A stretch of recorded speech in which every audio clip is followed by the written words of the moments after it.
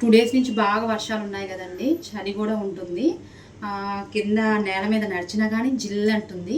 ఈ చలికి వేడివేడిగా ఏమైనా తినాలనిపిస్తుంది. టీయో కాఫీయో, కామన్గా బజ్జీ సమోసా అని అట్లా మన నోటికి అదుపు ఉంటుంది కదా, టేస్ట్ బడ్స్ ఏదో ఒకటి తినాలనిపిస్తుంటుంది వేడివేడిగా.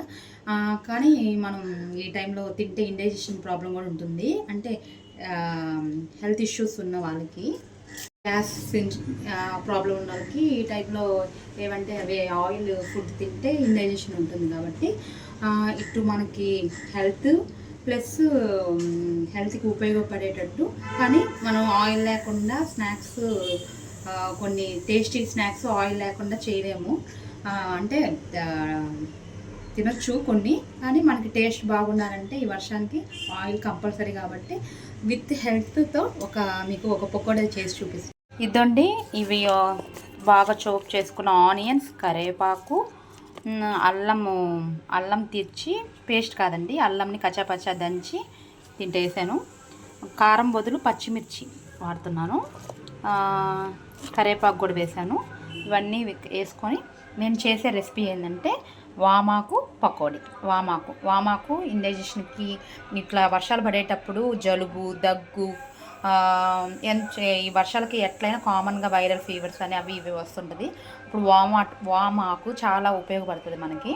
తినమంటే పిల్లలు తినరు, కాబట్టి నేను వామాకు పకోడీ చేసేసి, ప్లస్ ఇట్లు టేస్టీగా ఉంటుంది పకోడీ, ప్లస్ మనకి ఈ కాఫ్, ఈ కోల్డ్కి డైరెక్ట్గా కాకుండా ఇండైరెక్ట్గా ఇది వామాకు వాడుతున్నాం కాబట్టి మనకి హెల్త్కి కూడా మంచిది. ఈ రెసిపీ ఎలా చేయాలో మీకు చేసి చూపిస్తాను. ఆల్రెడీ ఇవన్నీ కట్ చేసి పెట్టుకున్నాం కదండి. వామాకు ఫ్రెష్గా ఇప్పుడే చెట్టు కాడ నుంచి కోసుకొని వచ్చానండి. బాగా కడిగేసుకొని వామాకుని బాగా చిన్న చిన్నవిగా కట్ చేసేసుకొని వాడుకోవాలి. అన్ని ఆకుల్ని మనకి ఎంత క్వాంటిటీ పకోడీ చేస్తున్నామో దాన్ని బట్టి ఆకు వేసుకోవాలి. వామాకు బాగా పీసెస్గా కట్ చేసుకొని ఆకంతా వేసేసానండి. కొద్దిగా సోడా ఉప్పండి, పకోడా కదా కొద్దిగా పొంగటానికి. నెక్స్ట్ నేను ఆల్రెడీ మిరియాలు, అంటే మనం ఇప్పుడు ఈరోజు రైనీగా ఉంది కాబట్టి ఈ కాన్సెప్ట్ మీద నేను చేస్తున్నాను. రైనీగా ఉంది కాబట్టి పిల్లలకి థ్రోట్ ఇన్ఫెక్షన్స్, జలుబు, దగ్గుకి రెమెడీగా ఉంటుందని చేస్తుంది కదా అదే.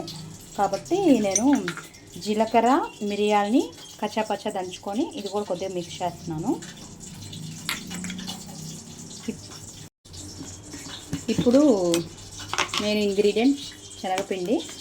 ఇదే అన్హెల్తీ అంటారు, కానీ పకోడీకి మెయిన్ ఇది ఉండాలి కదండి.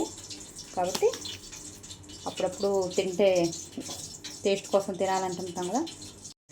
1 కప్పు బియ్యం పిండి తీసుకున్నానండి. ఇది కూడా హోమ్ మేడ్ బియ్యం పిండి. తగినంత సాల్ట్ అండి. బ్యాటర్ని బాగా ఈ విధంగా ఈ కన్సిస్టెన్సీతో కలుపుకోవాలండి, మిక్స్ చేసుకోవాలి అన్నిటిని. టేస్ట్ పిండికి పట్టాలి, ఏ చేసినా టేస్ట్గా ఉండాలంటే హ్యాండ్ యూజ్ చేసి బాగా రబ్ చేయాలండి. అన్నీ మిక్స్ అయ్యేటట్టు బాగా రబ్ చేయాలి. అన్ని సైడ్ల నుంచి బాగా రబ్ చేసేసి 15 మినిట్స్ వదిలేస్తే అన్ని స్పైసెస్ వాటికి పడుతుంది. 15 మినిట్స్ అయిందండి. నేను ఈ విధంగా పకోడీని ఆయిల్లో వేసుకుంటున్నాను.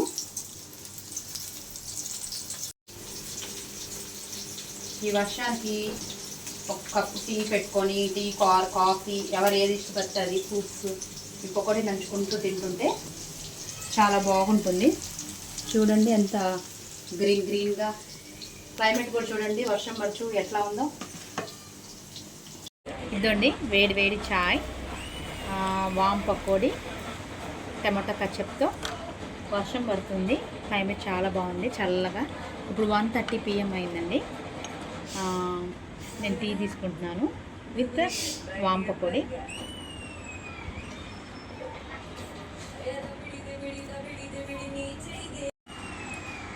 ఎప్పుడైనా కానీ మనం ఏమైనా తినాలన్నా, తాగాలన్నా ఒక మనిషి ఉండాలి, ఒక ప్లేస్ ఉండాలి. రెస్టారెంట్ కొనో బయట కొనో అన్నిటితో పెట్టుకోకూడదు.